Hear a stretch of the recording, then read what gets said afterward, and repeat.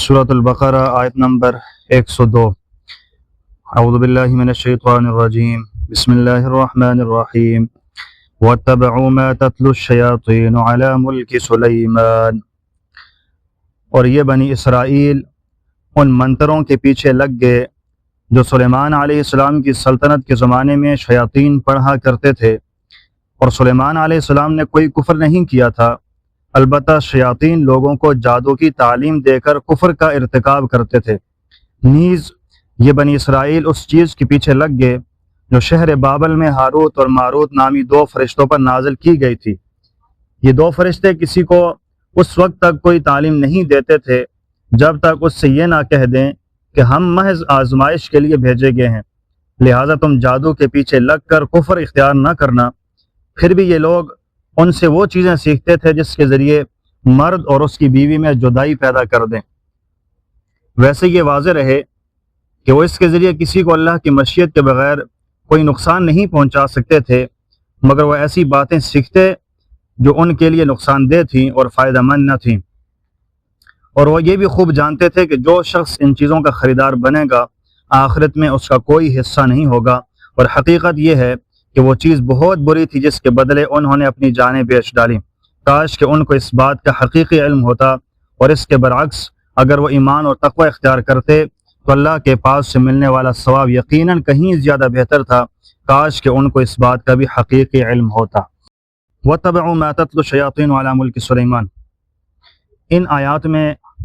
اللہ تعالیٰ نے یہودیوں کی ایک اور بدعملی کی طرف اشارہ کر دیا، اور یہ فرمایا کہ وہ جادو ٹونے کے پیچھے لگ جاتے تھے جو کہ شرعاً ناجائز تھا، بالخصوص اگر جادو کے اندر شرکیہ کلمات ہوں، کلمات اور یا منتر ان کے ایسے ہوں جس کے اندر شرکیہ کلمات ہوں، تو یہ بالکل ناجائز ہے، یہاں تک کہ کفر کے مرادف ہے، بندہ کفر کی حالت تک پہنچ جاتا ہے کہ اگر ایسا جادو کرے کہ جس کے اندر شرکیہ کلمات موجود ہوں۔ بعض یہودیوں کو یہ پٹی پڑھائی گئی تھی کہ حضرت سلیمان علیہ السلام کی سلطنت کا جو راز تھا، سلیمان علیہ السلام کی جو اتنی بڑی حکومت تھی، اصل راز یہ تھا کہ وہ جادو جانتے تھے، ان کے پاس جادو کا علم تھا، اس وجہ سے ان کو اتنی بڑی سلطنت ملی ہے۔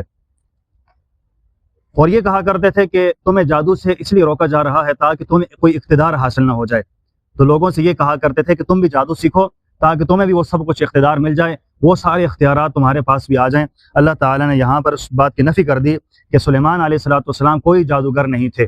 اور کوئی نبی بھی ایسا نہیں تھا کہ جو جادوگر ہوتا، وہ صرف اللہ تبارک و تعالیٰ کی طرف سے معجزات ہوتے تھے جو ان کو عطا کیے جاتے تھے، کوئی نبی جادوگر نہیں تھا۔ اگر ان کو سلطنت بادشاہت ملی ہے وہ اللہ کی طرف سے عنایت تھی، اللہ کی طرف سے ملی ہے، یہ نہیں کہ وہ جادوگر تھے، یہ جادوگر ہونے کی وجہ سے ان کو اقتدار مل گیا تھا۔ سلیمان علیہ السلام جادوگر نہیں تھے۔ وما انزل على الملكين ببابل هاروت وماروت، یہ بابل عراق کا مشہور شہر تھا، ایک زمانے میں وہاں جادو کا ایک بڑا چرچا ہو گیا تھا، اور یہودی بھی اس ناجائز کام کے اندر بری طرح ملوث ہو چکے تھے۔ انبیاء اکرام اور اسی طرح دوسرے لوگ جو نیک لوگ تھے انہیں جادو کرنے سے منع کیا کرتے تھے۔ اس سے بھی خطرناک بیماری ان میں یہ تھی، خطرناک مرض ان کے اندر یہ تھا کہ یہودیوں کے اندر کہ لوگوں نے جادوگروں کے جو شعبد باز تھے، جو جادو کرنے والے تھے، ان لوگوں کو ان لوگوں نے یہ سمجھنا شروع کر دیا کہ یہ بڑے معجزے دکھاتے ہیں، یہ ہمارے مقتدر ہیں اور ہم ان کی اقتداء کرنے والے ہوں گے، یہ ہمارے مقتدا ہوں گے، ہم ان لوگوں کی اقتداء کریں گے۔ ان لوگوں نے جادو کو معجزے کا نام دے دیا، جبکہ جادو کوئی اور چیز ہوا کرتی ہے اور معجزہ کوئی اور چیز ہوتا ہے۔ معجزہ نبیوں کے ہاتھ پر ظاہر ہوتا ہے، معجزہ انبیاء کرام علیہ السلام ظاہر کرتے ہیں، وہ جادو اور معجزے کے اندر بہت بڑا فرق ہے۔ وہ جو فرعون کے سامنے جادوگر تھے سارے صاحب نے لاٹھیاں پھینکی تھی، موسیٰ علیہ السلام نے جو پھینکا تھا وہ جادو نہیں تھا بلکہ معجزہ تھا اللہ تعالیٰ کی طرف سے۔ باقی سب نے اگرچہ جادو کیا تھا لیکن موسیٰ علیہ السلام کا جادو نہیں تھا بلکہ وہ معجزہ تھا۔ انبیاء کرام جادو نہیں کرتے بلکہ انبیاء کرام کے پاس معجزے ہوا کرتے تھے، تو جو لوگ جادو کیا کرتے تھے تو عام لوگ یہ سمجھتے تھے کہ یہ معجزہ ہو گیا۔ اللہ تعالیٰ نے اس بات کی نفی کر دی کہ وہ جو عام لوگ کر رہے ہیں وہ معجزہ نہیں ہے بلکہ وہ جادو ہے، جادو کی حقیقت اور ہے اور معجزے کی حقیقت اور، اللہ تعالیٰ نے اس چیز کو جہاں پر واضح فرما دیا۔ اچھا، وہ جادو کے ذریعے سے جو سب سے بڑا کام وہ کیا کرتے تھے، وہ جادو کے ذریعے سے وہ کام یہ کیا کرتے تھے کہ میاں بیوی کے درمیان تفریق ڈال دیا کرتے تھے، میاں بیوی کے درمیان جدائی، کیونکہ معاشرہ بنتے ہیں میاں بیوی سے۔ اگر میاں بیوی ٹھیک نہ ہو، آپس میں اتفاق نہ ہو، محبت نہ ہو، میاں بیوی کی لڑائی کی وجہ سے پورا معاشرہ خراب ہو جاتا ہے۔ معاشرہ اس طور پر خراب ہے کہ میاں بیوی جب لڑیں گے تو بچوں کے اوپر اثر پڑے گا، تو یہی نسل آگے چلے گی اور یہی لڑائی جھگڑے آگے بھی چلتے رہیں گے۔ تو میاں بیوی کا آپس میں اتفاق کے ساتھ رہنا، پیار محبت کے ساتھ رہنا معاشرے کو جوڑنے کے لیے ایک مضبوط چیز ہے، لہٰذا میاں بیوی کا آپس میں محبت کے اندر رہنا انتہائی زیادہ ضروری ہے۔ تو اللہ تعالیٰ نے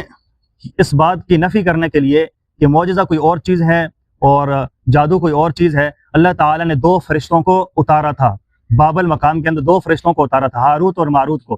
لوگوں نے یہ کہا کہ ہمیں بھی کچھ ایسی تعلیم دیں، چونکہ لوگوں کے درمیان جادو بڑا مشہور تھا۔ ہاروت اور ماروت ان لوگوں کو بتایا کرتے تھے کہ یہ جادو ہے اور یہ معجزہ ہوا کرتا ہے، تو ان لوگوں نے ہاروت اور ماروت سے کچھ سیکھا، انہوں نے کہا کہ ہمیں بھی کچھ چیزیں سکھائیں، اور ہاروت ماروت سے ان لوگوں نے چیزیں سیکھیں، ان لوگوں نے تو اچھی چیزیں سکھائی تھیں، لیکن یہ ہوا کہ بعد میں ان لوگوں نے ہاروت ماروت فرشتوں سے چیزیں سیکھ کر لوگوں کے درمیان غلط چیزوں کو رائج کر دیا تھا، اس چیز کے اللہ تعالیٰ نے یہاں پر تذکرہ فرمایا۔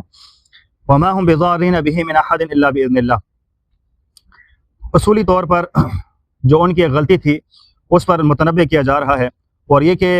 جادو پر ایمان رکھنے والے یہ سمجھتے تھے کہ جادو میں بذات خود ایسی تاثیر موجود ہے کہ جس سے جو مطلوبہ چیز ہوتی ہے وہ بندے کو حاصل ہو جاتی ہے، چاہے اللہ تعالیٰ چاہے یا نہ چاہے۔ کچھ لوگوں کے ذہن کے اندر یہ تھا کہ ہم جادو کریں گے، جادو کے اندر اتنی تاثیر موجود ہے، اللہ چاہے نہ چاہے ہمارے جادو سے وہ کام ہو کر رہے گا۔ تو اللہ تعالیٰ نے فرمایا کہ وما هم بضارين به من احد الا باذن الله،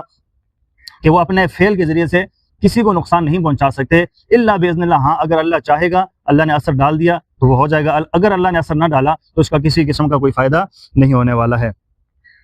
کیونکہ کائنات کی کسی چیز میں بذات خود نہ کسی کو نفع پہنچانے کی طاقت ہے نہ ہی نقصان پہنچانے کی طاقت ہے۔